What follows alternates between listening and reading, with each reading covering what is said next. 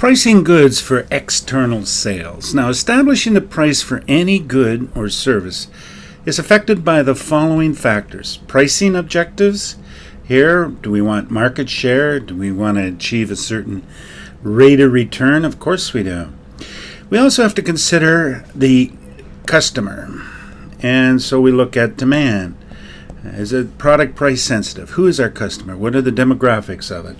There's the environment, that is the economic environment we're in. But here what we're talking about today is cost considerations. How do I set the costs? Because in the long run, set the prices, In the long run, every business must recover its costs and earn a reasonable profit. Okay, now in most cases, businesses do not set the price. It's the competitive market that sets the price. In this situation, a company then is called a price taker. There are companies that do set prices because they have a unique product, like Apple and the iPad. But for the most cases, most businesses are price takers.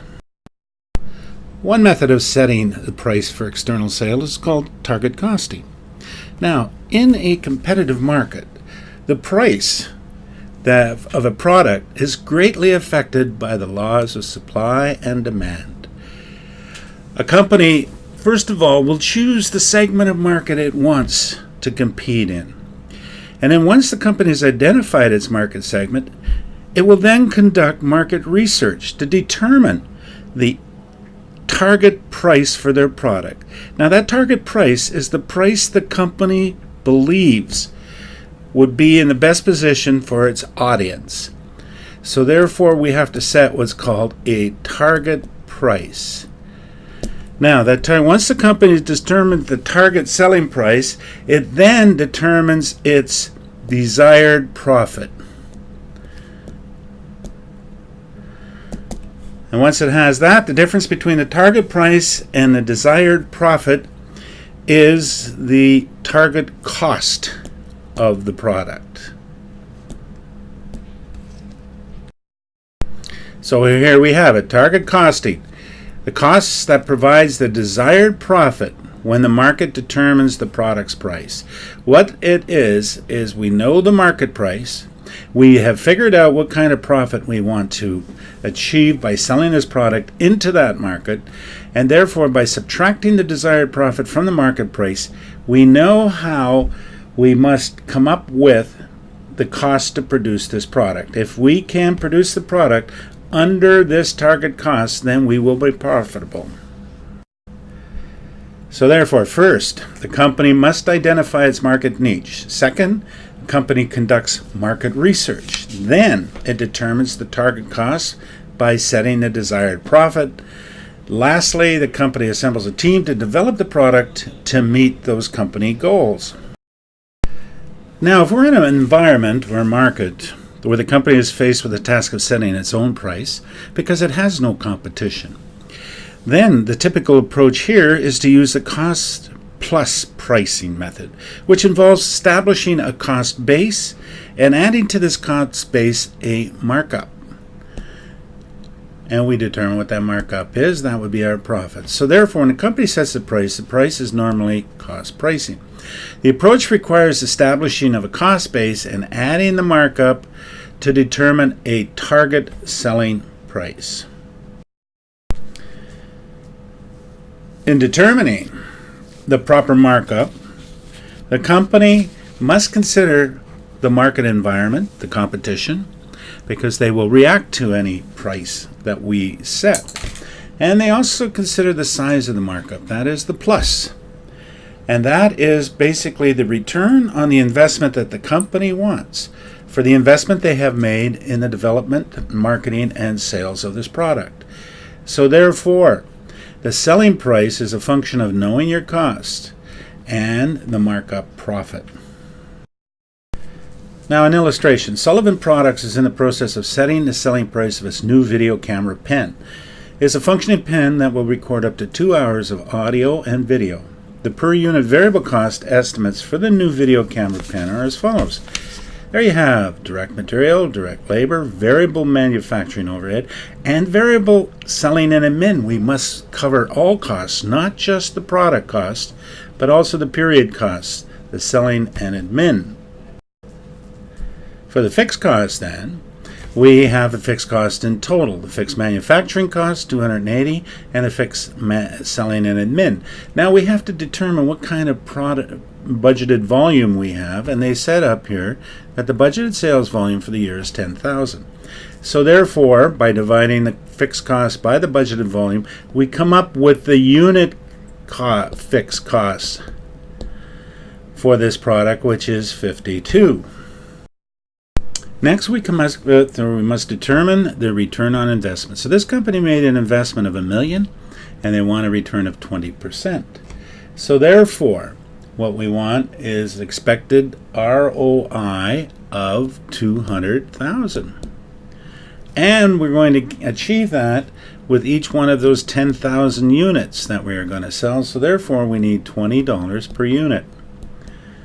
And to recap, our variable cost is 60. Our fixed cost is 52. So our total cost then is 112. And we want a return on our investment of 20, so we set our selling price at $132. Often the markup is expressed as a percentage of the cost. So here we have to determine that if the markup is 20 and the total unit cost is 112, then the markup percentage is 17.86%. That's 17.86%. So therefore, when we use the percentage, we say, okay, we calculate the total unit cost. If the unit cost changes, then the selling price will change, but the markup percentage will remain the same. And so therefore, the total unit cost of 112 times the markup percentage of 17.86%, and that gives you your selling price as $132. The advantages of using cost plus pricing is that it is easy to compute. Once I have my costs, then I simply add my markup to it. The disadvantage, though, is we don't consider the market. We are only considering our costs plus what we want as an ROI. We're not looking at what the customer would be willing to pay, what the competition would react, and how they would react to our prices. But a major problem is that we unitize the fixed cost. Remember, we divided through by 10,000 units. Well, that assumes that we were going to do 10,000 units. But if we did more or less, the fixed cost would change. If we had a lower sales volume, then we would end up with a higher price. Let's assume that instead of having 10,000, we did 8,000. So if we did an annual volume of 8,000, we divided or unitized the fixed cost using 8,000, we come up, instead of a fixed cost per unit of $52, we come up with a unit of $65. And then when we add that to our return on investment, we get a much higher selling price. The variable cost remains the same, 60, but the fixed cost now is 65. Therefore, our total cost is 125, and our desired ROI of 25 makes the selling price 150. So therefore, our 20% is the desired ROI of $25 over the 125 costs. So you can see the cost or the selling price changed rather dramatically. Why? Because the volume was less than we had calculated in the first instant. To avoid this problem with fixed costs, some companies just focus on the variable cost. This is called variable cost pricing. We simply add the markup not to the total cost, but to the variable cost. Variable cost of production and sales and admin. So this avoids the problem of having the fixed cost per unit computations, as we did in the last example, the difference between 10,000 and 8,000. And it helps when we do special orders, when we have excess capacity. The major disadvantage is, though, that some managers may forget that they're setting the price based on variable cost and may lower the cost on their own and not be able to cover the fixed costs.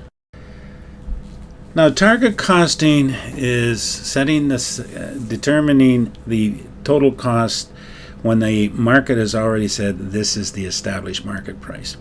Cost plus is for companies that are able to set their own prices based on the costs that they've incurred. They don't have much competition, so they can do that. Those two methods are pricing products. Now we're looking at pricing services. When we price services, what it's called is time and material pricing is the approach. First of all, we look at the labor that goes into the service that's being provided.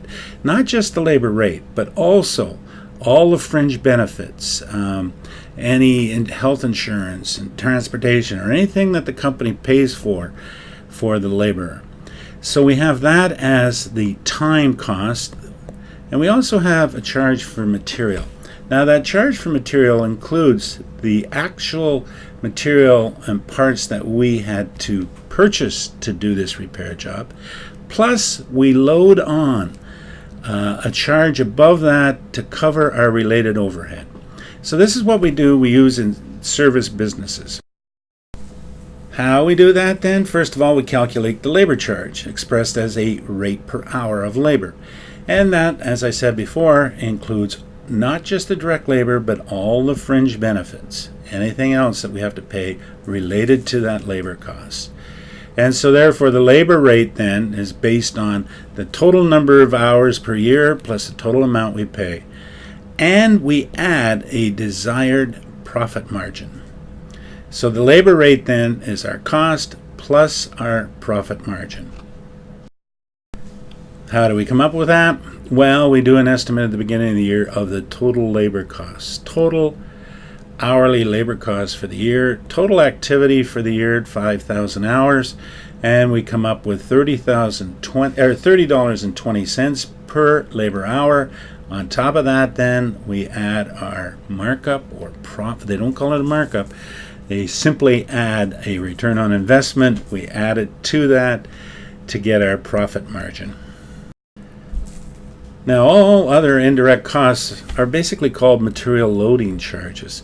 They are added to the invoice price of material. That's the cost of purchasing, receiving, storing, and so on, plus a profit margin on the materials. So we usually express this as a percentage of the parts and materials. So when you receive a bill for services, you have the labor rate plus you have the material. Now, in the material costs are the actual cost of the material plus a handling charge or loading charge, which also includes a profit. So the estimated purchasing over the estimated cost, and we give a desired profit margin on those units. Here's an example of how we calculate. The marina estimates the total invoice part for materials to be $120,000. The marina desires a 20% profit margin on it. So total material, labor costs, and everything else is going to be $28,200. We estimate that the amount of parts and invoice and materials that we're going to use to do the job would be about $120,000 a year.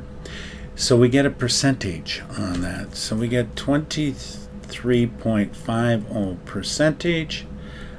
So whatever I pay for the material costs, I'm going to add 23.5 to cover my overhead, and then an additional 20% for profit. So if I paid $100 or so for material, I will charge the customer $143.50 plus my labor costs. And there you have it. The labor charges plus the material charges. This would be the actual material charges plus the labor charge. Now, plus the material loading charge. In here is a profit. And keep in mind down here is a profit. But when the customer sees the bill, he just sees labor charges and material charges. But that's how we price services.